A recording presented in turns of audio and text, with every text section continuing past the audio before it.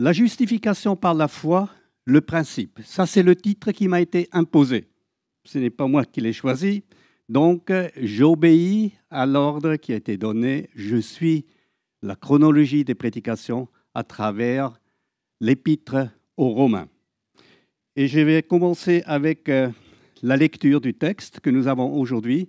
Romains chapitre 3, verset 21 et les suivants. Donc, quand vous voyez l'abréviation LSG derrière la référence, ça veut dire Louis II, ancienne version. Donc, normalement, l'édition de 1910 environ. Mais maintenant, sans la loi est manifestée la justice de Dieu, à laquelle rendent témoignage la loi et les prophètes.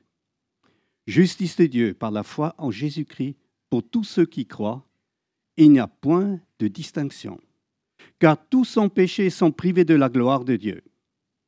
Et ils sont gratuitement justifiés par sa grâce, par le moyen de la rédemption qui est en Jésus-Christ. C'est lui, c'est-à-dire Jésus-Christ, que Dieu a destiné par son sang pour être, pour ceux qui croiraient, victime propitiatoire, afin de montrer sa justice, parce qu'il avait laissé impunis les péchés commis auparavant, au temps de sa patience, afin, dis-je, de montrer sa justice dans le temps présent, de manière à être juste, tout en justifiant celui qui a la foi en Jésus. Où donc est le sujet de se glorifier? Il est exclu. Par quelle loi? Par la loi des œuvres? Non, par la loi de la foi. Car nous pensons que l'homme est justifié par la foi sans les œuvres de la loi. Ou bien Dieu est-il seulement le Dieu des Juifs? Ne l'est-il pas aussi des païens? Oui, il est aussi des païens, puisqu'il y a un seul Dieu qui justifiera par la foi les circoncis et par la foi les incirconcis. Anéantissons-nous donc la loi par la foi? Loin de là. Au contraire, nous confirmons la loi. C'est un texte clé qui a été énormément apprécié pour beaucoup de personnes. Luther, il en a passé beaucoup de temps sur ces textes-là. Il était déterminant pour sa conversion. Vous avez des expressions importantes dans ce texte. La justice, justice de Dieu, Jésus-Christ, le sang, le péché, la gloire de Dieu, la foi, la loi de la foi, la loi des œuvres et victime propitiatoire. Je vais donc essayer, à partir de ces expressions et à partir de ce texte, aborder 3 sujets. Dieu en colère, le Dieu apaisé. Deuxièmement, Jésus-Christ rend juste. Et le 3e point, s'approprier la justice par la foi. Que c'est-il savoir que Dieu rend juste si on ne se l'approprie pas? Et à la fin, une courte conclusion. Je commence avec le texte du verset 25. C'est lui, c'est-à-dire Jésus-Christ, que Dieu a destiné par son sang à être, pour ceux qui croiraient, victime propitiatoire, afin de montrer sa justice parce qu'il avait laissé impunis les péchés commis auparavant au temps de sa patience. Et le texte continue. Je suis persuadé, si je demandais l'Assemblée que veut dire propitiatoire, il y aurait un petit silence un peu gêné, au moins de quelques personnes. Ce n'est pas franchement l'expression qu'on entend couramment. Propitiatoire n'apparaît une 2e fois que dans Hébreux chapitre 9, verset 5, et des formes assimilées dans l'épître de Jean au verset 2 du chapitre 2 et verset 10 au chapitre 4, où c'est écrit « victime propitiatoire selon Louis II ». Dans nos Bibles modernes, le terme propitiatoire a été évincé et on l'explique et on met à la place expiatoire ou expiation.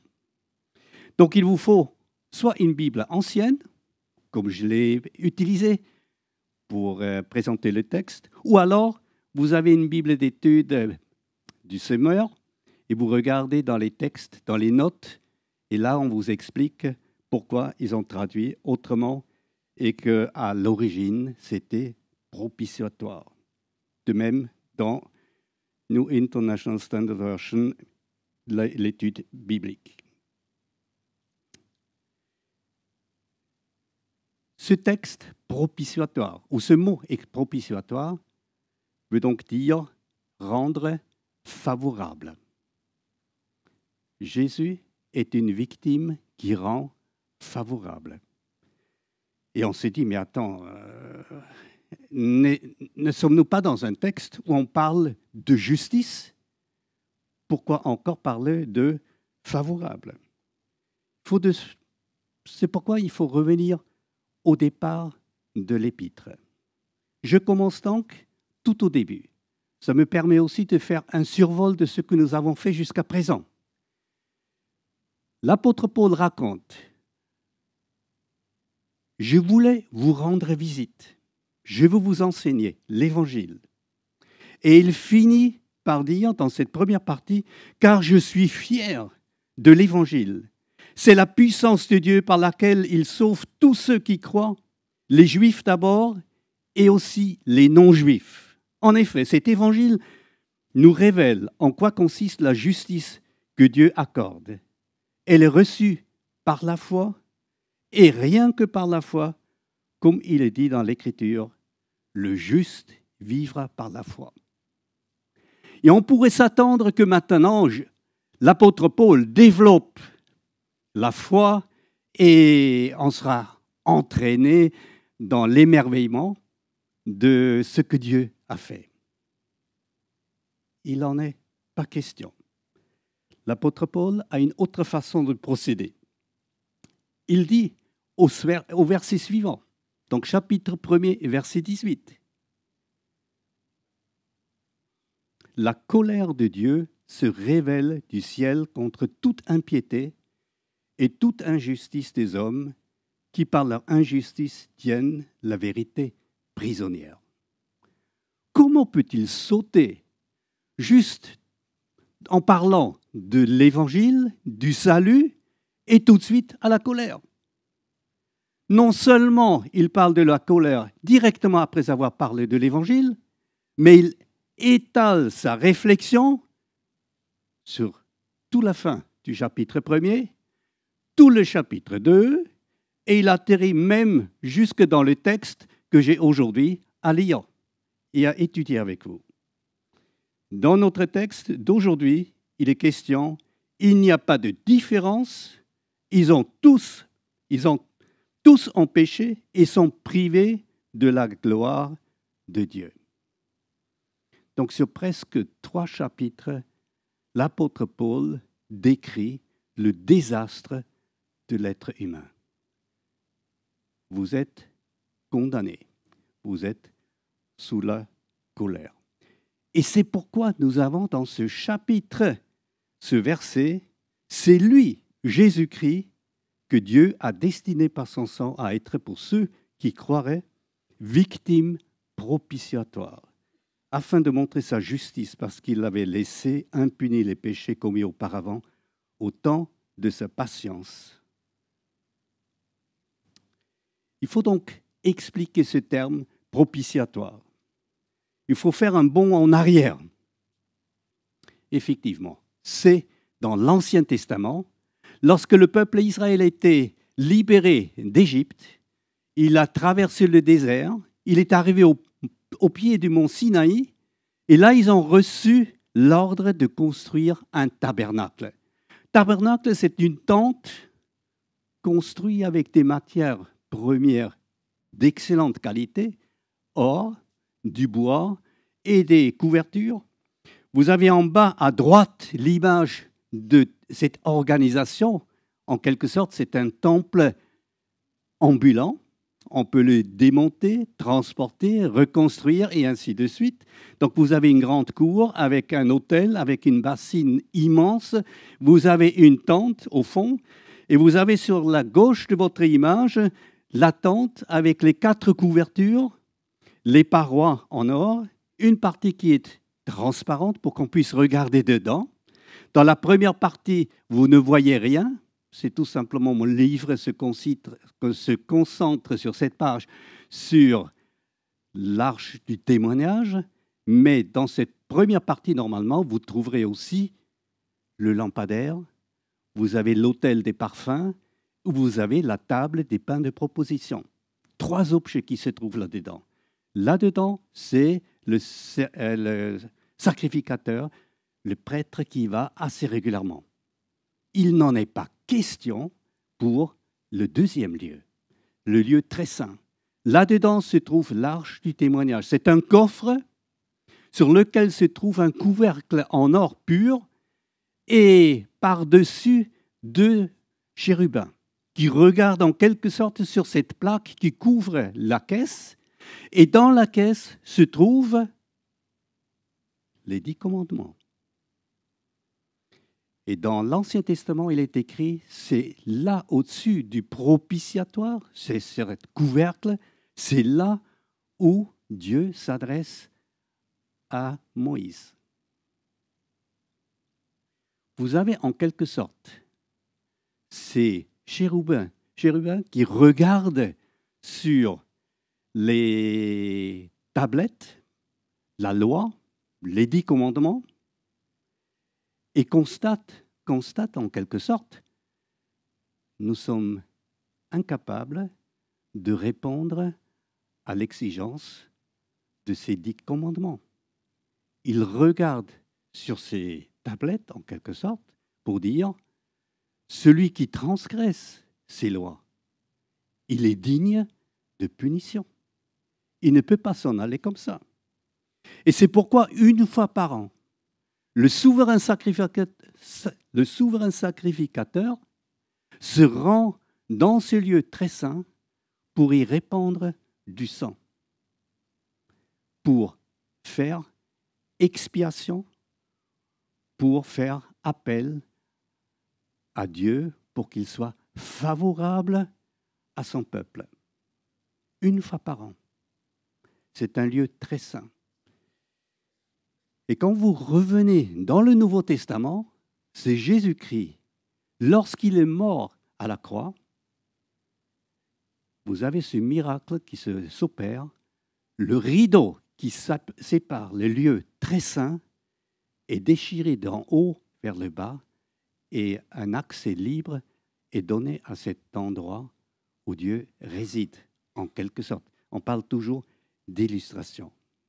Voilà donc propitiatoire, ce lieu où Dieu devient favorable, où la colère de Dieu est apaisée, selon les descriptions de l'Ancien Testament. Mais regardons. Vous avez dans le premier verset que vous voyez sur cette diapo, la colère de Dieu se révèle du ciel contre toute impiété. D'autres traductions l'ont rendu, mais il me semble plus compréhensible pour les gens d'aujourd'hui. Ne pas honorer Dieu. L'impiété, c'est de ne pas apporter l'honneur que Dieu seul revient. Et toute injustice, ça veut dire ne pas respecter la volonté de Dieu. Ainsi, ça devient très pertinent. Et nous comprenons parfaitement ce que ce texte veut dire. Nous sommes des personnes qui n'ont pas rendu l'honneur à Dieu comme il se doit. Revenez à l'arrière, Genèse chapitre 3. Adam et Ève se trouvent en présence de l'arbre avec le fruit défendu. C'est le serpent qui leur adresse des paroles pour dire « Mieux vaut que vous en goûtiez parce que c'est Dieu qui vous prive de quelque chose qui vous revient de droit. » Adam et Ève ont été attentifs à cette parole. Ils ont écouté davantage le serpent que Dieu. En plus, ils se sont dit, désolé, mon Dieu, tu as dû te tromper dans tes ordres que tu as donnés. Je sais mieux que toi ce qui me convient. Et indirectement, ils se sont pris pour Dieu et ont donc consommé ce fruit. Ils ont ainsi instauré une nouvelle divinité, soi-même, sur le trône, en quelque sorte, et ils ont même bafoué la volonté de Dieu. Les deux éléments qui sont écrits ici, Romains 1, verset 18. Donc, cela entraîne immédiatement une séparation entre l'homme et Dieu. C'est la mort. Le Nouveau Testament parlera sous le terme de la mort. Nous étions morts avant de rencontrer Jésus-Christ. Morts donc pas dans le sens que nous sommes morts, que notre corps est mort, mais nous sommes séparés de Dieu. Le Nouveau Testament reprend cette idée donc de la colère de Dieu. Jean, chapitre 3, verset 18 parle, nous, sans être réconciliés avec Dieu, nous sommes déjà jugés. Chapitre 3, verset 36, nous sommes sous la colère de Dieu. Et Éphésiens, chapitre 2, verset 3 dit, autrefois, quand nous n'étions pas encore un enfant de Dieu, nous étions des enfants de colère. Nous vivions selon nos convoitises et nous avons accompli les volontés de notre propre nature. Où nous avons marché selon le prince de la puissance de l'air.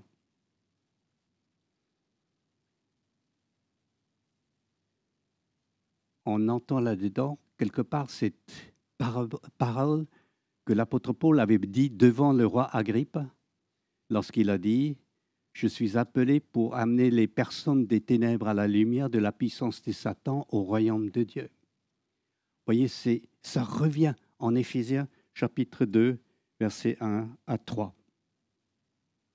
Tous ces termes nous montraient la gravité de la situation d'une personne qui ne connaît pas Jésus-Christ. Elle n'est pas simplement privée de quelque chose. Elle est sous la colère de Dieu.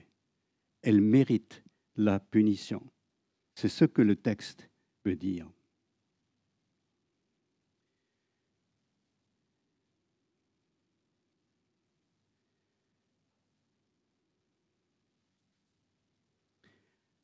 C'est pourquoi nous avons donc besoin d'une victime propitiatoire. Quelqu'un qui rend ce Dieu qui est en colère, justement en colère, favorable à notre égard. C'est très important pour que nous puissions de nouveau avoir une relation avec Dieu. Dieu n'est pas en colère comme nous, ça peut nous arriver. Quand un enfant nous énerve, ou un copain ou un collègue nous énerve, un collaborateur nous énerve, on explose et on dit n'importe quoi. Ce n'est absolument pas la même chose avec Dieu. L'être humain est responsable, fautif devant Dieu. Et nous avons besoin de quelqu'un qui nous paye la facture, qui paye les dettes. Et c'est Jésus qui est la victime propitiatoire. Il est mort à la croix pour que nous puissions avoir un Dieu favorable, qui nous est favorable.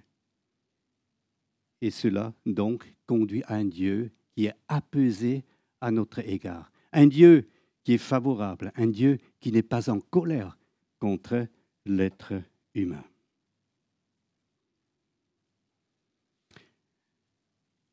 Jésus rend juste. Je lis le texte. Mais maintenant, sans la loi, est manifestée la justice de Dieu à laquelle rendent témoignage la loi et les prophètes. Justice de Dieu par la foi en Jésus-Christ pour tous ceux qui croient, il n'y a point de distinction, car tous ont péché et sont privés de la gloire de Dieu. Ils sont gratuitement justifiés par sa grâce, par le moyen de la rédemption qui est en Jésus-Christ.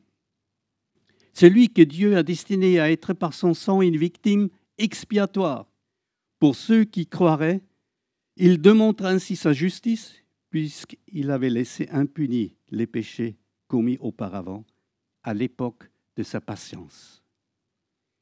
Il a démontré dans les temps présents de manière à être juste, tout en déclarant juste celui qui a la foi en Jésus.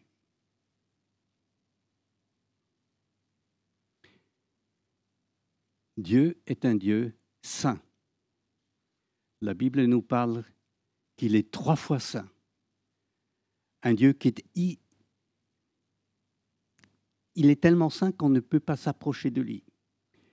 Lorsque Isaïe a aperçu seulement dans une vision une partie lointaine de Dieu, il a été terrifié. Et il s'est écrié « Malheur à moi ». La justice de Dieu est bien fondée parce que nous avons gravement offensé Dieu. C'est pourquoi nous avons besoin d'être rachetés ou être expiés. C'est donc la première expression que nous allons regarder dans le verset 24. Nous sommes gratuitement justifiés par sa grâce, par le moyen de la rédemption. Rédemption, est-ce que l'expression est connue par chacun? Rédemption, ça veut dire le rachat, la libération par le paiement d'une rançon. Ça veut dire qu'il y a quelqu'un qui était sous l'emprise, il fallait le sortir. Ou alors, c'est même la libération de la prison, pour le faire sortir d'une prison. Vous avez aussi cette idée de l'esclave qui appartient à quelqu'un, on paye une somme et la personne est libérée. Elle appartient normalement maintenant à la personne qui a payé la somme de la libération. Donc, il faut, pour que justice soit rendue, payer la dette pour le faire sortir de l'emprise. Nous avons vu dans les chapitres 1er jusqu'au chapitre 3, le péché règne comme un maître sur l'être humain. Et l'être humain, il doit être libéré de cette emprise sur lui-même, qui vient à la fois du fond de son cœur et à la fois c'est importé de l'extérieur pour qu'il marche loin de Dieu. Cette idée de rachat est répandue. Vous avez Dieu qui s'est racheté le peuple Israël en le sortant d'Égypte. Il dit, je vous ai racheté, vous m'appartenez. Vous êtes un peuple qui est à mon service maintenant. Et Job, dans son désespoir, s'est écrié, je sais que mon Rédempteur est vivant, mon libérateur. Et il était prisonnier de la maladie, prisonnier d'une mauvaise compréhension aussi de Dieu. Dans le Nouveau Testament, c'est Jésus-Christ qui est présenté comme le Rédempteur. C'est lui qui nous libère de l'emprise du péché. Il nous libère de l'emprise, de la perdition, de Satan. C'est comme nous l'avons dit auparavant dans le Notre Père. Délivre-nous du mal ou du diable en fonction de votre traduction. Donc, l'être humain doit être libéré de son état. C'est important pour qu'il puisse vraiment commencer à vivre une vie sous le regard de Dieu. La deuxième expression, c'est expiation. Dans le verset 25, c'est lui que Dieu a destiné à être par son sang une victime expiatoire pour ceux qui croiraient. Vous voyez, ici, on est passé de la victime propitiatoire à la victime expiatoire. Et ce n'est pas étonnant parce que dans l'acte lui-même, il y a ces deux gestes qui sont liés. On rend Dieu favorable par un sacrifice d'expiation. Vous savez, cette parole-là, elle renvoie à cette fête annuelle des expiations où justement le souverain sacrificateur entrait dans les lieux très saints pour chercher le pardon, pour rendre Dieu favorable. Expier, ça veut dire quelqu'un a payé la dette. Vous regardez dans l'Ancien Testament et vous avez d'innombrables sacrifices qui ont été apportés par des êtres humains qui étaient fautifs. Et à chaque fois qu'ils voyaient l'animal sacrifié, ils devaient se dire, cette bête, elle est innocente. C'est moi qui est pécheur, qui devrait être à sa place. Ainsi, à chaque fois qu'il y a un sacrifice, c'est le substitut, celui qui meurt à ma place, qui porte en quelque sorte le péché. Et c'est par cet acte-là, je suis libéré du poids, je suis expié, mon péché est expié devant Dieu. Et le Nouveau Testament, en Hébreux chapitre 9, verset 22, dit « Sans effusion de sang, il n'y a pas de pardon. » Et c'est pourquoi Jésus a apporté son propre sang pour apporter l'expiation. Et à chaque fois que nous prenons la scène, nous nous rappelons, nous sommes sauvés par le sang de Christ qu'il a versé. C'est une nouvelle alliance qui a commencé. Il n'y a pas de répétition de sacrifice. Jésus est venu une fois pour toutes pour apporter la solution. Sans sang, nous rend purs. Sans sang, à apporter l'expiation totale, il n'y a plus aucune accusation possible. Et chaque fois que nous prenons la Sainte Seine, nous le disons, en Jésus-Christ, j'ai été expié. Mes péchés n'existent plus. Le changement est extrêmement important qui intervient. Jésus-Christ, qui est mon libérateur, qui m'a racheté, Jésus qui m'a affranchi, Jésus qui a expié mes péchés, il fait de moi un disciple. Matthieu chapitre 28, où Jésus donne l'ordre de faire des disciples. Selon l'Évangile selon Jean, au premier chapitre, nous sommes appelés à être enfants de Dieu. Dans le chapitre 3, on parle de nous comme être nés de Dieu. Dans le chapitre 10, on nous compare à des brebis et Jésus-Christ au bon berger. Nous faisons partie d'un troupeau que Jésus paie, que Jésus soigne, que Jésus amène sur les verts pâturages. Pensez aussi au psaume 23. Et vous avez dans ce même chapitre cet engagement extraordinaire où Jésus dit « Personne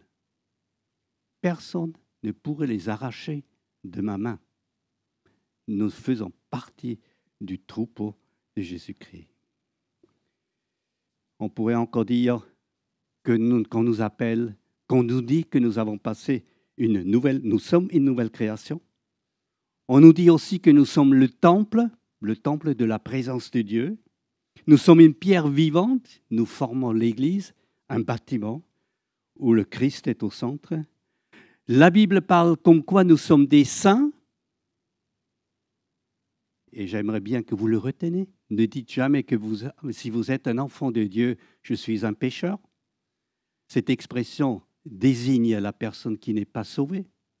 Le chrétien est un saint qui pêche accidentellement et pas un pécheur qui est accidentellement saint. Retenez bien cette formulation. Elle est importante. Et vous comprenez maintenant, avec cette différence énorme entre la personne qui est sous la colère de Dieu et la personne qui est maintenant affranchie, sauvée, et où Dieu est favorable à son égard, il y a un monde qui sépare ces deux. Et pour cela, j'aimerais vous lire un passage que je trouve très important.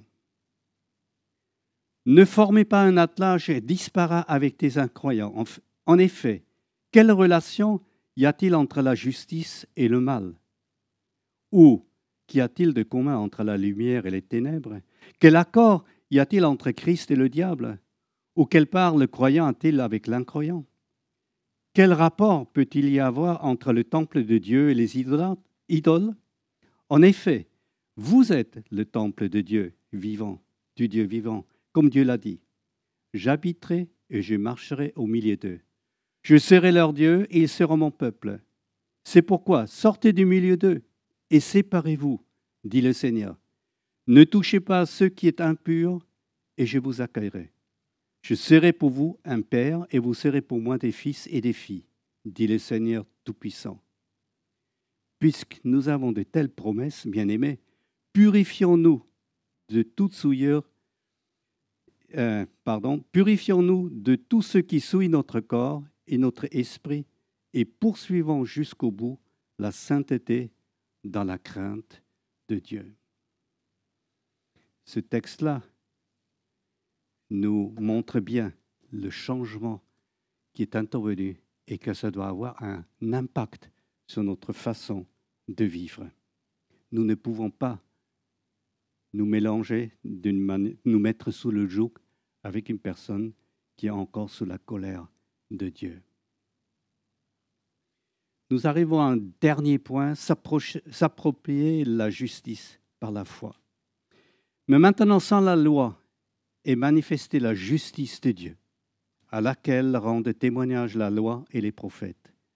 Justice de Dieu par la foi en Jésus-Christ pour tous ceux qui croient. Il n'y a point de distinction, car tous ont péché, sont privés de la gloire de Dieu. Et ils sont gratuitement justifiés par sa grâce, par le moyen de la rédemption qui est en Jésus-Christ. C'est lui que Dieu a destiné à être par son sang une victime expiatoire pour ceux qui croiraient. Il démontre ainsi sa justice, puisqu'il avait laissé impunis les péchés commis auparavant, à l'époque de sa patience. Il a démontré dans le temps présent de manière à être juste, tout en déclarant juste celui qui a la foi en Jésus. Vous voyez, dans ce texte revient l'expression foi. C'est par la foi en Jésus-Christ. Croire. Ce sont les deux expressions qui nous sollicitent, qui sollicitent une réponse de notre part. Nous ne pouvons pas simplement dire « c'est une belle parole ». Dieu, l'apôtre Paul, nous interpelle. Réagissez. Ne restez pas simplement des écouteurs, des auditeurs passifs. Vous avez besoin de répondre. Foi ne veut pas dire tout simplement tenir quelque chose pour une vérité. Foi, ça veut dire faire confiance et agir en fonction. C'est donc des pas très concrets. Il est impressionnant de lire en Matthieu chapitre 5, versets 21 à 23, Jésus qui reprend des personnes qui prophétisent, qui chassent des démons, qui font des miracles. Et Jésus leur dit, « Je ne vous ai jamais connus » parce qu'ils n'ont pas fait la volonté de Dieu. C'est une parole qui doit nous mettre, qui doit nous avertir. Nous n'avons pas besoin de produire quelque chose. Nous avons besoin de mettre notre confiance en Jésus-Christ. C'est lui qui nous a sauvés, pas les œuvres que nous pourrions produire.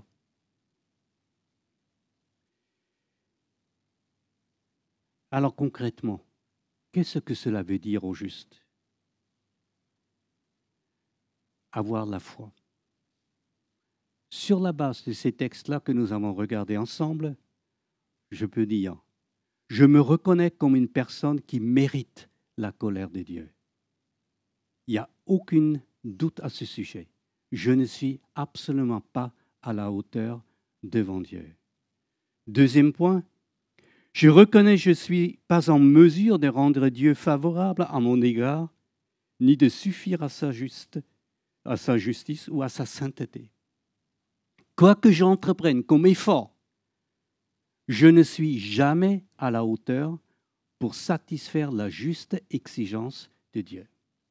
Je reste en deçà et je suis au fort intérieur de mon cœur, égoïste, épris par moi-même et je dirais idolâtre. Je me prends pour la personne la plus importante. Et là, il est important de tourner le regard vers Jésus.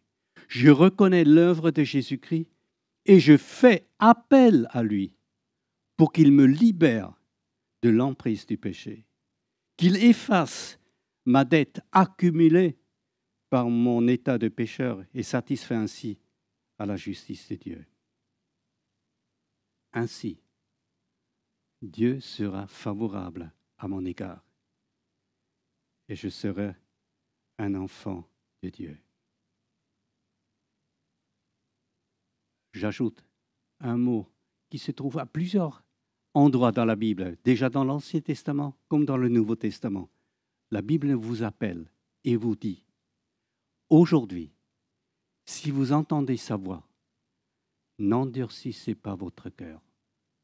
Vous risquez grand si vous ne réagissez pas aujourd'hui, si vous ne répondez pas aujourd'hui à l'appel de Dieu.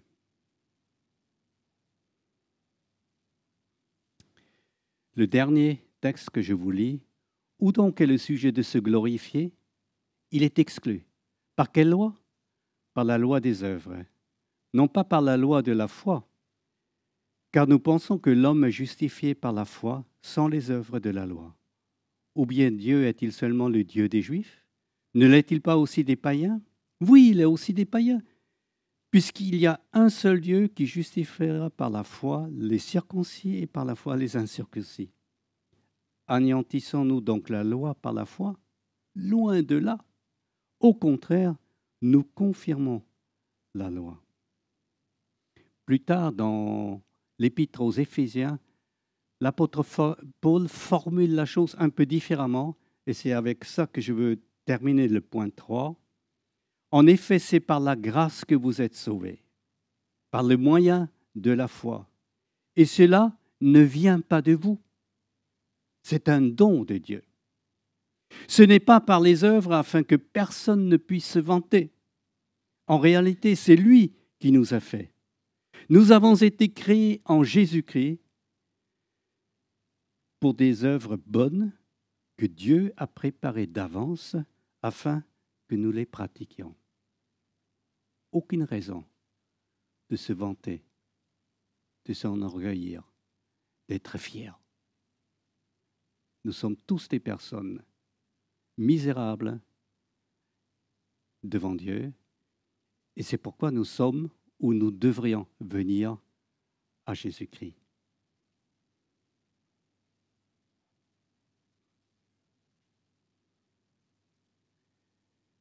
Conclusion, tous sont péchés et sont privés de la gloire de Dieu. Ils sont gratuitement justifiés par sa grâce, par le moyen de la rédemption qui est en Jésus-Christ. Et étant donc justifiés par la foi, nous avons la paix avec Dieu par notre Seigneur Jésus-Christ. Ça, c'est le résumé de ce que nous avons regardé. Nous venons de loin. J'espère que vous avez saisi l'Évangile, que vous êtes un enfant de Dieu, que vous profitez de cette paix en Jésus-Christ. Une paix pour toujours. Avoir un Dieu favorable à notre égard, un Dieu qui nous aime, c'est le plus grand bien qui puisse nous arriver. Et si vous n'avez pas fait votre choix, ne tardez pas. Aujourd'hui, si vous entendez sa voix, n'endurcissez pas votre cœur. Amen.